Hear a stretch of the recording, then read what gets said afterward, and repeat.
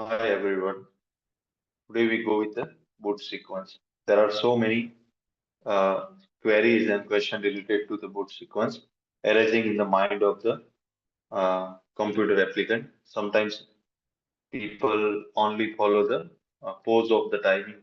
Whenever they start the computer, they only focus on the how much time they will be taking into the booting process. But the behind that, the what's process going on, that will be always be a question in the mind of the people. So let's see what the process will be running out behind the boot process of the computer, and what are the step or what are the checking validating done by the micro instruction by the CPU as well as the operating system. So let's see what was the boot sequence. So whenever we start the computer, we need to start our operating system stored in the hard disk. Before that, there is one hardware CD that we call as a ROM, read-only memory, that will be embedded by the manufacturer. That embedded by the manufacturer that we call as a ROM. So first of all, before loading the operating system, our computer execute the BIOS. So where they that will be found the BIOS that will be found from the ROM, which will be inbuilt by the manufacturer, that we call as a BIOS, basic input output system. That BIOS means a basic instruction to load the operating system by the computer, that will be write down or written down into the ROM. So that ROM we call as a BIOS instruction. That BIOS instruction perform the post operation. Now, what that BIOS see? What will the checking or testing done by the BIOS? So, computer firstly, whenever we switch on the computer, there will be first check out about the BIOS, which will be written on the ROM. The ROM that will be written on the ROM that perform the post and initiate the operating system. So, computer BIOS will be initiate the post. Now, what do you mean by the post? Means power on self-test. Post means power on self-test. So first will be the bootloader. Bootloader execute a small program, boot device, that we call as a master boot record. They're having a one memory type of thing which will be executing the BIOS into the master boot record. So whatever thing will be stored into the physical storage or a hard disk, that will be loaded into the master boot record. After that, the second storage of the OS will be loaded into the random access memory.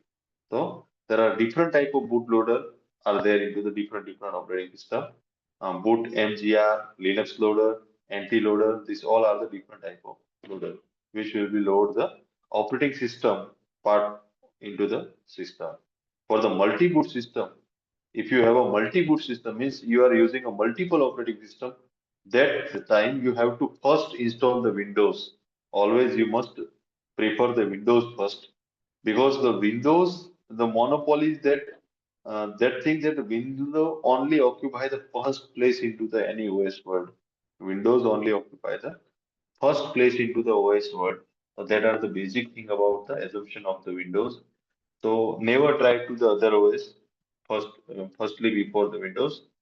So firstly you load the Windows into the NBR, then you override with any other Linux, Ubuntu or any other mode of system, because it will be easy for you to install the any other OS with the Windows based NBR.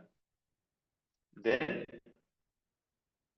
now, what is the actual thing to be done by the BIOS? Now, what the process carried out in the BIOS? So, the BIOS will be do the power on self-test.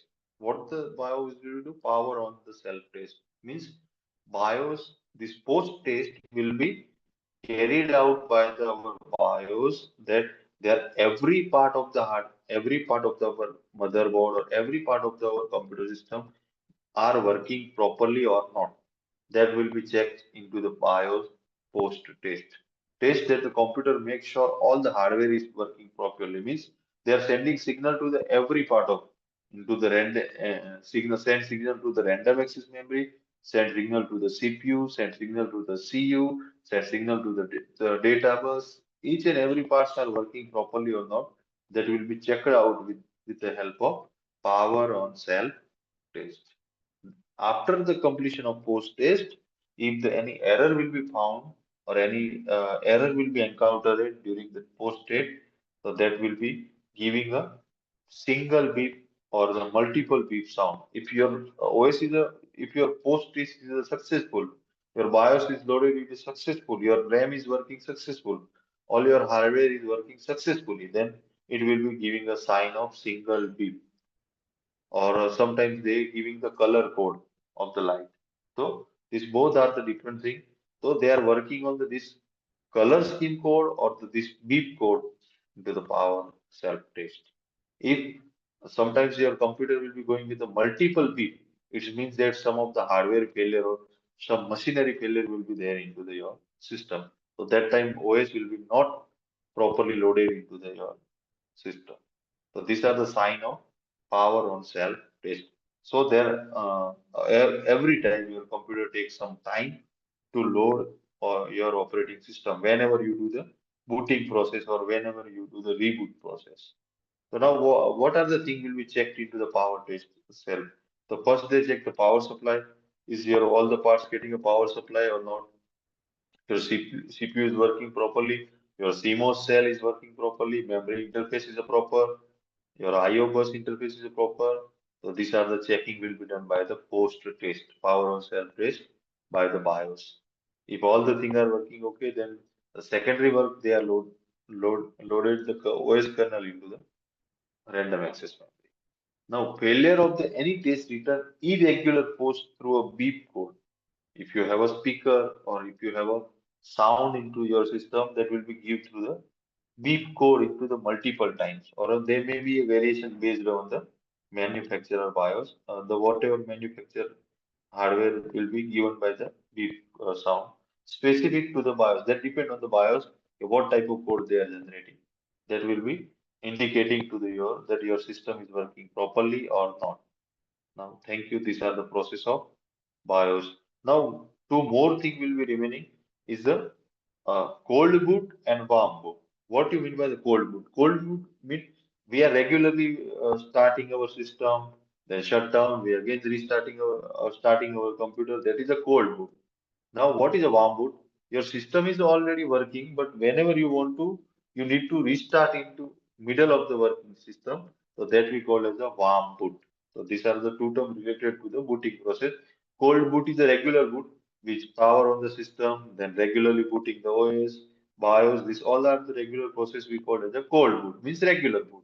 But whenever we need to restart our PC into the midway of working condition, that we call as a warm boot.